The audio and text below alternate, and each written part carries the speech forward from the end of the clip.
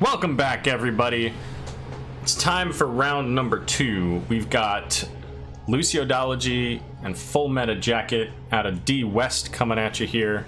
So we are doing a replay review today, so a little bit different setup. We're not going to have the map bans, we're not going to have the hero bans, the drafting, any of that. We're just going to be going straight into the games.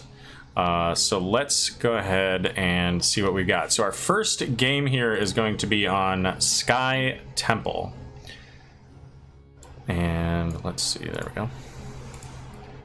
We got our numbers set correctly. So let's go ahead and get right into it here. Game number 1 between Full Meta Jacket and Luciodology. I should probably double check to make sure that that is the correct side. Let's see. Go to the NGS while this is loading.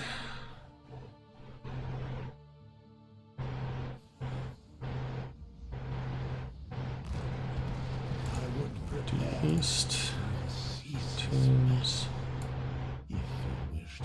Oh, this is Due West, of course.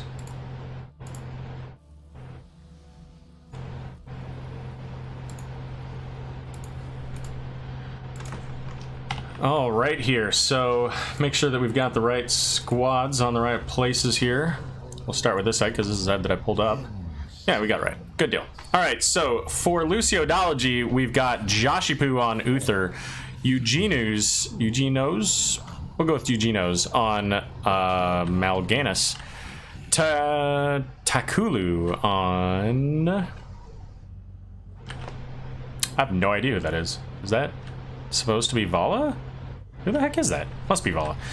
Galacticos on Brightwing, and we've got Malthael being played by Fairy Winkle. Looks like an Anduin on the Vala instead. Anyways, Runtime Magic for Full Meta Jacket is going to be playing an Ubrak. Modus Trollin on Malfurion. Isravine on Raynor. Juggerob on Dahaka. And Barber on Jaina. Let's take a look at these talents here as we see in the bot lane, Jaina and Brightwing. Double support, indeed. Looking to get that that value out of that Vala. So I think this might be the first match that I've cast with Vala since the changes. So looking forward to seeing the talents that the Vala looks to go here. Actually, let's take a look at that. So Monster Hunter right out of the gate. So we might get to see that level 16 talent with the additional spell power. So we've got Full Meta Jacket getting onto their siege camp quite early here, right away as it spawns. And now Luciodology electing to get on theirs as well with the Vala, not Vala Raynor, Vala Uther. Names are hard today, guys. And now Raynor versus Brightwing in the bottom here. Israfine trying to get this pushed up a bit so that the Siege Giants can actually do damage to that wall. Try to keep an eye on what's going on there as Vala trying to get a little damage onto Runtime Logic. And in the top lane,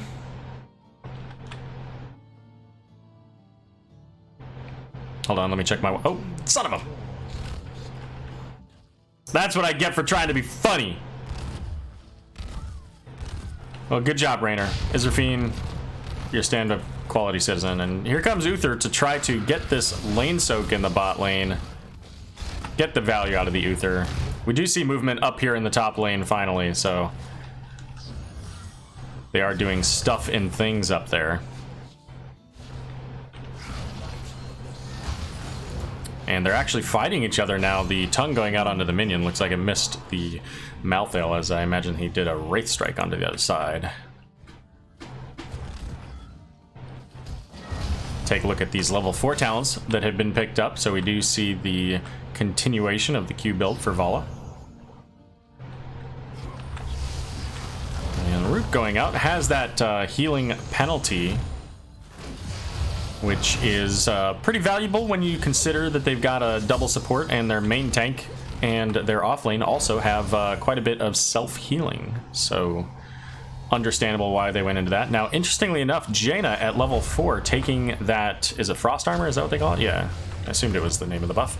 And Malthael trying to make it away here as the Anubarak Impale does miss. Here comes Brightwing coming into it, but is going to get rooted. Ultimately able to make it out. And now Vala coming in with the damage, popping those hand crossbows, and there's that Impale onto the back there. But it's going to be a Nubarak, I think, that goes down here.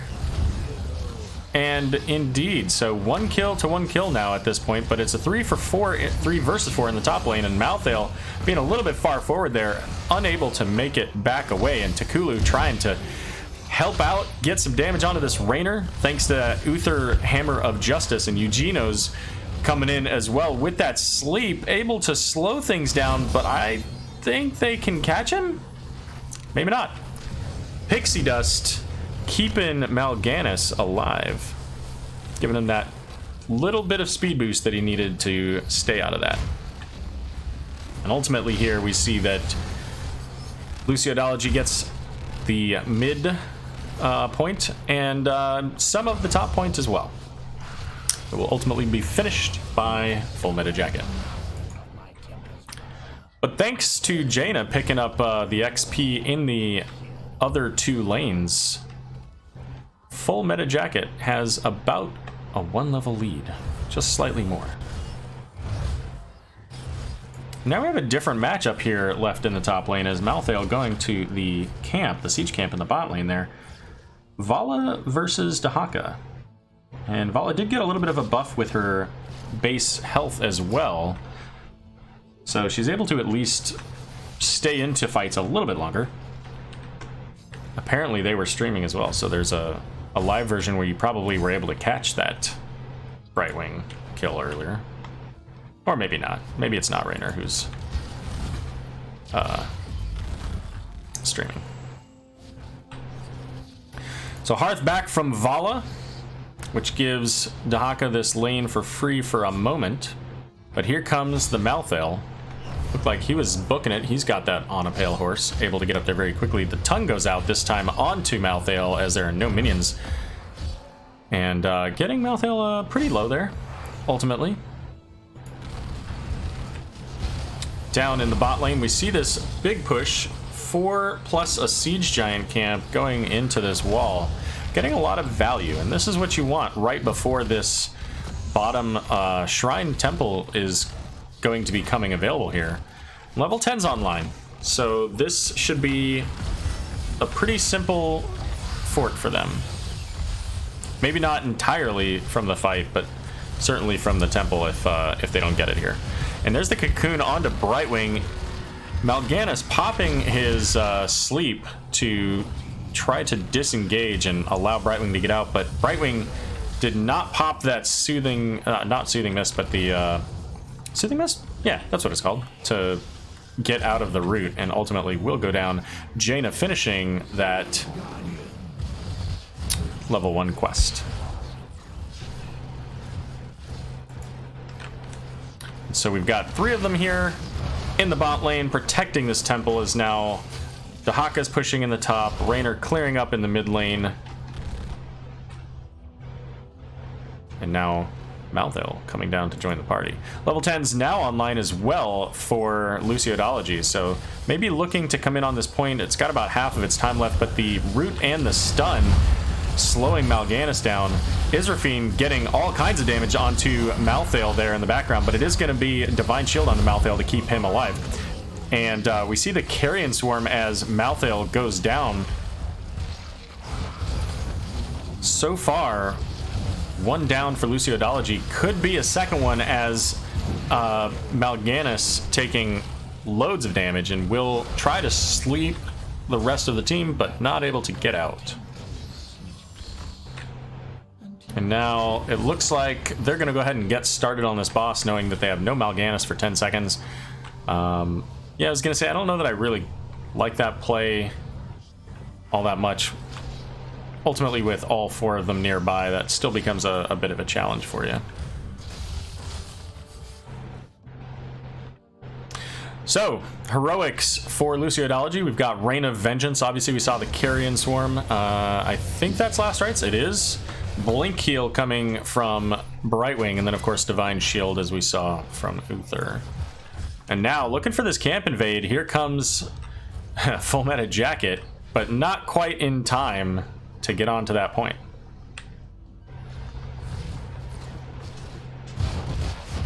Interesting to see the pings calling out their ultimates. So we know Water Elemental available. And Uther up here, Joshipu alone versus Dahaka with minimal health and low mana. And with that in mind, Mal'Ganis rotating up, knowing that there's no chance that Uther's going to defend this by himself against Dahaka and a siege camp, or a bruiser camp. We'll come back to this in a second, as it looks like they are invading in the bot lane. There's the Cocoon onto Brightwing. Vala's going to go ahead and throw out that Reign of Vengeance. And the Root onto Brightwing. And take it back to Graveyard. And ultimately, Mal'Ganis and Uther unable to prevent the destruction of this top fort. Popping Carrion Swarm to try to get damage onto this as much as possible, and the push in the bot lane continues as they are able to get Raynor.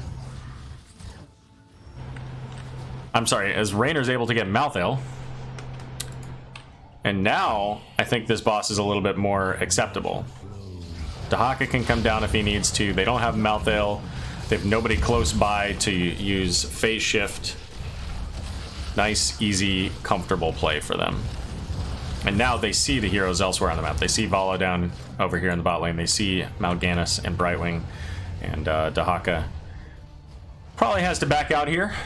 He played pretty well into the Uther Mal'Ganis, but ultimately going with the Brightwing, probably not ideal. And with that boss, they're going to go ahead and start working on this bottom temple, which makes a whole lot of sense, because now they're going to get value, take out this wall, and ultimately get keep damage, because there are no other structures available. And with that Monster Hunter from Vala, she's going to be able to get some pretty significant damage, but she hasn't completed her level 4 yet, so she doesn't have the extra bounce. She's not going to quite complete it as quickly as she could. Juggerrob there getting stunned with Reign of Vengeance, in a bit of a pickle here with Contagion going out onto Uther, and ultimately will be able to walk away. The boss goes down just before the keep dies, but the last few shots from that bottom temple will finish it in the first keep of the game, going over to Full Meta Jacket. Very much in command of the structure game. Also, I think yeah, also the kills 8-1. Taking a look at some of these other stats here, the actual hero damage number is surprisingly low for Full Meta Jacket, 19k hero damage. And here they are coming in with this invade, a 5 versus 4, as Brightwing once again unfortunately goes to the graveyard. Cocoon out onto the Vala. Fairy Wrinkle trying to get away. Malthael simply cannot do it. Vala in major danger. She doesn't have enough health now. And now they've got a bruiser camp in the top lane pushing. Probably not enough time for them to go all the way around to the bottom and then try to come up to do the core. So making the right call, getting with their bruiser camp and just pushing with what they can here. Getting the CC chains onto Mal'Ganis, but Carrion Swarm will allow him to get away. Yeah, I think that they went extra deep into the Vala damage, and I think that's why they went with the Divine Shield. It is, you know, a little bit awkward, I think, because they went Divine Shield and Blink Heal as well, so they don't have any real, you know, the only disengage is Mal'Ganis, go harder. Other than that, you know, you have to hope that they all line up for your rather slow-moving Reign of Vengeance. So I don't know that I would have taken both Blink Heal and Divine Shield, especially since, you know, with these Cocoons followed up by Roots going out onto Brightwing, you know, if there's nobody close enough for you to Blink Heal away to, then you're not getting any significant value in that talent. Level 16's available for Full Meta Jacket. Luciodology still a little bit away. I don't think I like them coming in on this. I think that if you're Luciodology, you accept the fact that you lose this fort and get the XP, but instead they're going in. We do see the first kill going out onto Uther almost immediately. Carrion Swarm getting popped, but Vala was in the cocoon rather, and has the entire team there to destroy her. And now could be the beginning of their walk to victory. As they have a siege camp behind them. Anubrak diving in. Able to catch two. The root did get out onto somebody's root. I guess it was Jaina's root because it was very short. And Malfurion, there you go. There's your damage build, Mega Muffin. That's the reason why these guys were able to why they took those talents, to make sure that they were able to get that kill at the end. And now with 3 heroes still dead, the core is dropping quickly. 50%, 40%. Vala coming in trying to get that damage, but Contagion going out, or Isolation rather, to keep her from doing anything other than auto attacking. And that's going to be game number 1 over to Full Meta Jacket. Very commanding performance from Full Meta Jacket. And once again, Full Meta Jacket was in the top of their division. Top, I don't remember if they're number 1. I don't think they were. I think they were top 4. But that division was very close overall last season. So they played quite well. Luciodology, I don't recall exactly where they were. I don't think they were quite as high. So 15 kills to 1. The only death being a Nubarak on the side of Full Meta Jacket there. Damage-wise, again, not really high numbers, but if you're able to blow somebody up, then you're not going to have high numbers. Ultimately, the healing numbers there, Malfurion out-healing both Brightwing and Uther, which, you kind of expect that with the Uther, of course. The Brightwing maybe a little bit different. Taking a look at talents here, very much into the polymorph build for Brightwing, and Uther going into maybe a little bit of a different build than I would have expected. I don't know, like this one right here, Pursuit of Justice, I don't know that really gives him what he's looking for, unless he wants to, stay up in the front. But if you wanted to go up in the front, I think you should have taken the E talent at level 1. But ultimately, 15 to 1 in game number 1.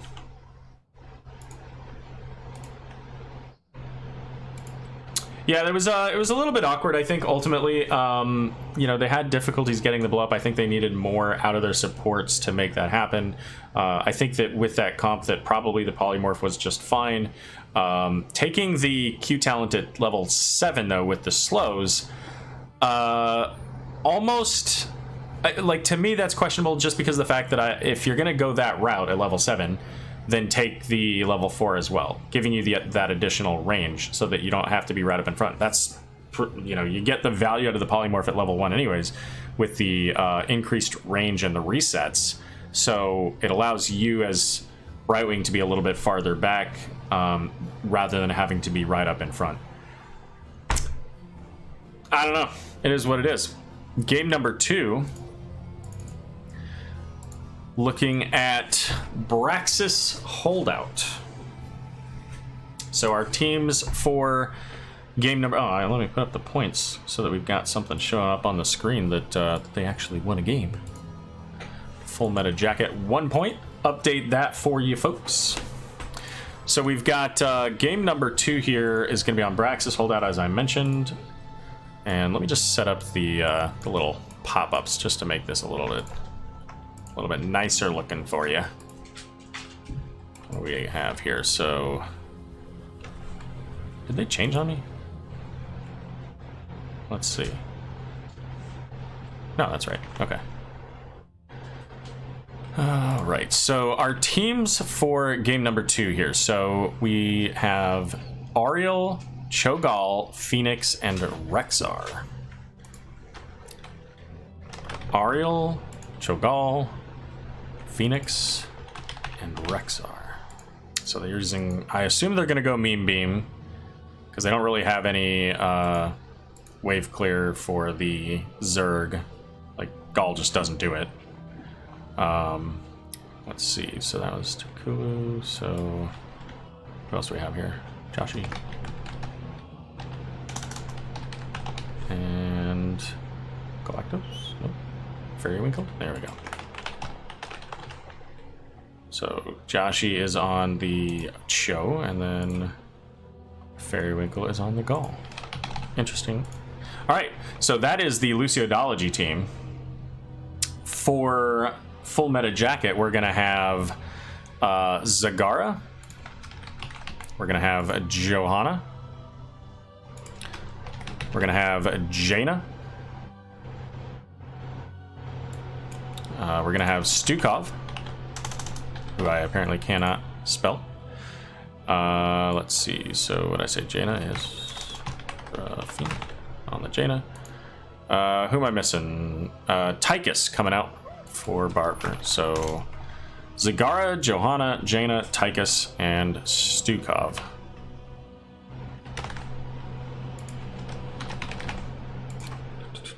That's all right. That's all right. Okay, good deal. So that's all set up so you can get those little pop-up windows. Why do I want to do that? I don't know. Because it's fun. Gonna go ahead and pop into game number 2 here. And once again, because this is a replay cast, there are no drafts. There are no bans. Just action. Welcome, D-Wood. I hope you were able to catch the earlier match for your team. If not, you'll find it on the YouTubes here in a little bit. Alrighty then. So for the red team, we have Luciodology, and because I don't know everybody's names perfectly, I'm going to use my little pop-up things here. So for Phoenix, we've got Galactos. Rexar is going to be played by Eugenos. Takulu on Ariel. Joshipu on Cho. Fairywinkle on Gaul. Apparently they had people problems, but everybody's happy and patient. For Full Meta Jacket, Barber's going to be playing Tychus, Juggerrob on Zagara, Israfine on Jaina, Modus Trollin on Stukov, and Runtime Logic on Johanna. So in the top lane, Zagara v Rexar, somewhat expected there. But Galactos going in deep, and it's going to be the first kill of the game, 18 seconds into the game. A little bit too far forward for Phoenix as the silence prevented that warp. Bad Cho'Gall named Josenkal. Not enough vowels there. All right. So taking a look at those talents. Lots of hope coming out from Johanna. We get the Bailing Reach. Oh, is that is, yeah. Okay, good. For Zagara. And going straight into that Reach for Jaina. Doesn't want to get too close to the Cho'Gall. And right away, Full Meta Jacket is getting onto their camp here. We do have the Globe Quest, of course, for Tychus as well, giving him that potential movement speed and additional distance when he uses his... whatever that ability is called. What is that ability called? Run and gun, there we go. We do see that advanced targeting from Phoenix as well, and the camp invade coming in here with a 3 versus, call it 3.5, but Phoenix so low, has no shield here. Silence onto the Cho'Gall, just getting melted by this team. Tychus shredding his base. And Oriel able to keep Cho'Gall alive, at least for the moment. But not forever. And Stukov getting credited with that kill, keeping the pimp hand strong.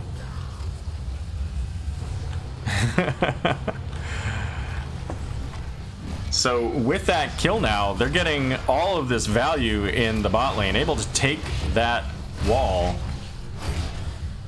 And this, of course, is the lane where their Zerg are going to be pushing first. Zagara trying to get the point value here. but ultimately not able to secure that. And I expect this to kind of be this way for a while. I expect that blue can probably hold on to the bot lane fairly decently with red holding top. But once again, Phoenix getting silenced out of that warp. Condemn pulling the rest of them in there. And so a kill onto Phoenix, and this could lead to yet more pressure in the bot lane. And so much for that extra range. Jaina saying, you know what, I'm not scared of you, Cho'Gall. And keep in mind too, for those of you who maybe don't play Cho'Gall as much, you can see the circle beneath Cho changing colors there from orange to purple, and that ultimately changes what value Cho'Gall has. And that's in control of the players. If it's orange, that means that Cho receives 25 armor. If it's purple, Gall deals 25% more damage. And you can see they're popping those around pretty regularly there. Oriole taking a loads of chill damage coming out from the Jaina. Let's check in on her timing there. 4,600 damage so far toward her baseline quest, and we do see in the rhythm for Tychus as well, expecting to continue to stay on these heroes, especially the Cho'Gall, to keep that percentage damage going forever. Zagara able to get in on this point as Rexxar going back had no mana, had to go back and tap, and 26% of the way for full meta jacket. They have no minions here, but they're trying to get that kill onto Oriole. Very close, but now Tychus is the one who's low.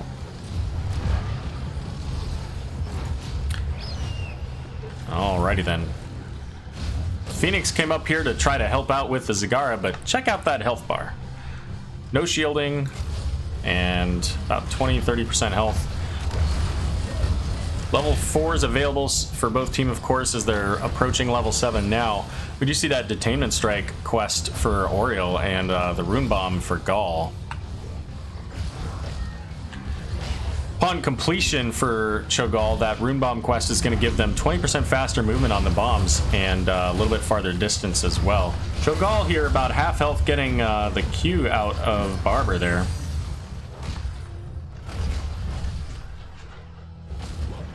Bombs Away got super nerfed a patch or two ago. Which one's the Bombs Away? Oh, yeah. Is that the name of the quest? Yeah, it is. Yeah, it doesn't have that infinite stack anymore. But it's still, I mean, it still has pretty significant value. You can get up to, I think, 40 stacks now. Up to 200. So, yeah, 40 stacks.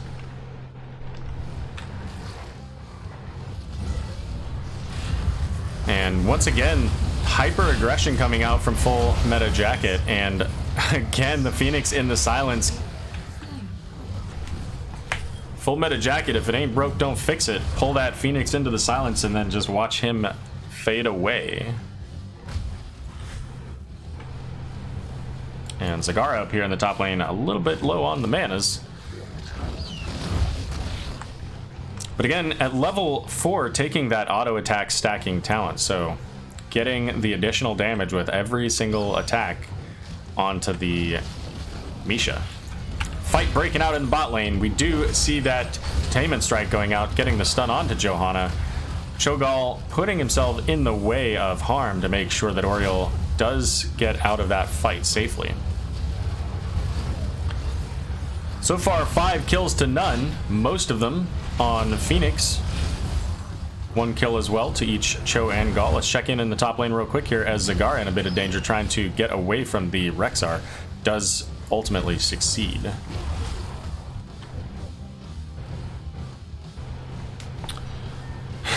Exactly. And I mean, I assume that's what they're going for. If they don't take it, then I don't know, because they don't really have the slow value in their 4-man here, so I don't see Purification Salvo being the best way to go. They do have the laser though, so that's going to help them. And Phoenix finally able to make it out with a warp, but slow onto Cho'Gall, causing him to retreat from the fight. And run and gun completed for the level 1 run and gun quest anyways for Tychus. 7 minutes into the game, 25 globes. That pretty impressive. have to be on top of those globes constantly. Rexar a little bit low on the mana up in the top lane here, so may yet see some pressure coming out from the Zagara here soon, getting more percentage health for them, or more percentage toward the Zerg wave.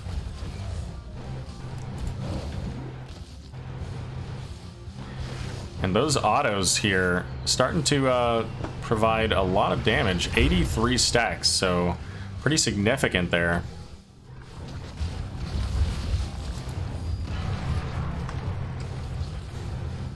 This is one of the more quiet Braxis games that I've had the opportunity to cast. Level 10's online, as we do see now going in the Condemn from Johanna. Blizzard catching onto Oriole and sending her to the graveyard. But in the top lane, Zagara gets caught out by Rexar, goes down. And now, with the level 10s here, they will get this fort.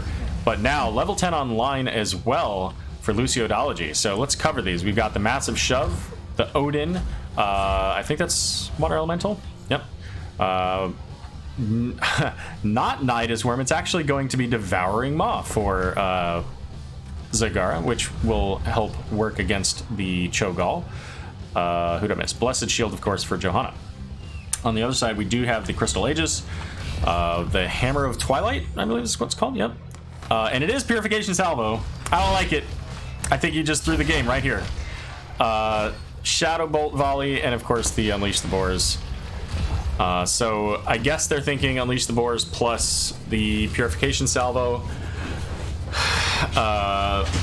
You know, you get a little bit more value out of your team fight, but you have absolutely no way to clear Zerg, and I guess level 20 Gaul, if he takes the Shadow Bolt Volley, could potentially clear Zerg, but I don't think you make it that far with this setup.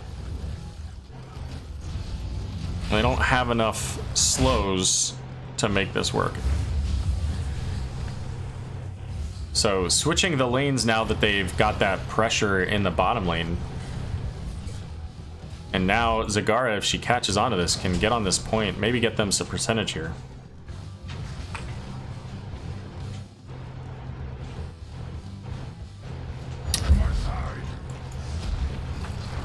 And yeah, so we did see the Boars going out after... there's the Blessed Shield here, and now it's 4 versus essentially 3, but there goes the Shadow Bolts into the team. Purification Salvo coming out as well. Able to get a fair amount of damage onto the Tychus, but ultimately they are able to disengage.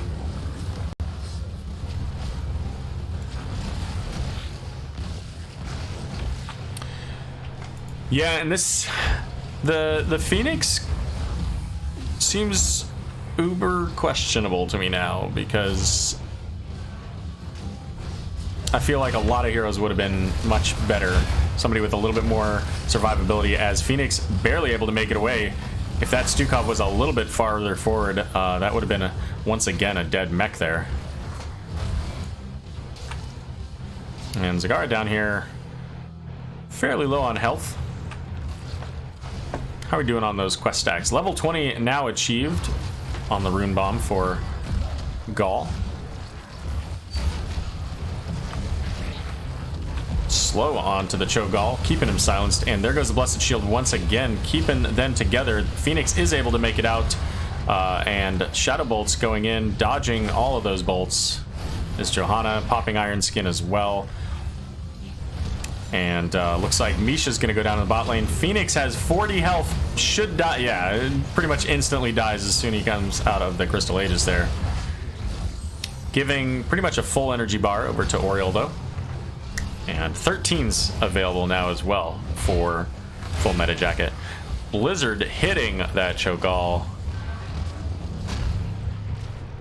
But of course, Cho'Gall able to not only provide crown value to Oriole, but also self-healing in the form of the is it blazing something?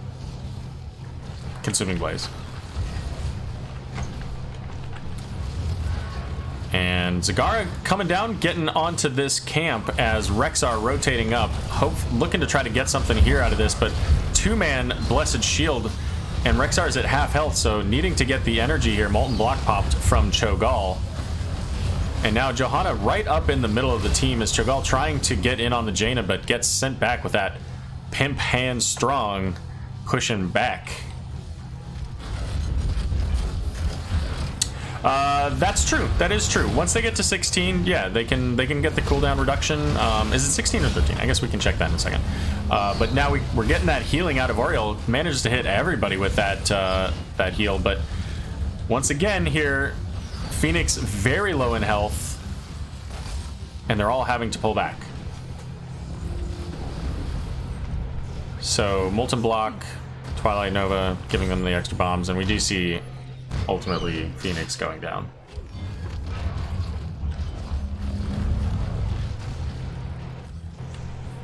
And we are about to get our first Zerg wave here. Maybe not. I thought we would. But there's the shield out and gets a kill onto Rexar. It looks like Ariel's going to go as well. And Cho'Gall in loads of danger as 4 members, actually, technically all 5 members of Luciodology now in the graveyard. And this is the worst case scenario. The keep is down and a full Zerg wave coming right into your core. Full Meta Jacket looking to get this boss, and it's gonna go top lane right into the Zerg wave, so it'll at least counter the Zerg wave. But with the wave coming in now and all 5 up, level 16's available, I think this is game.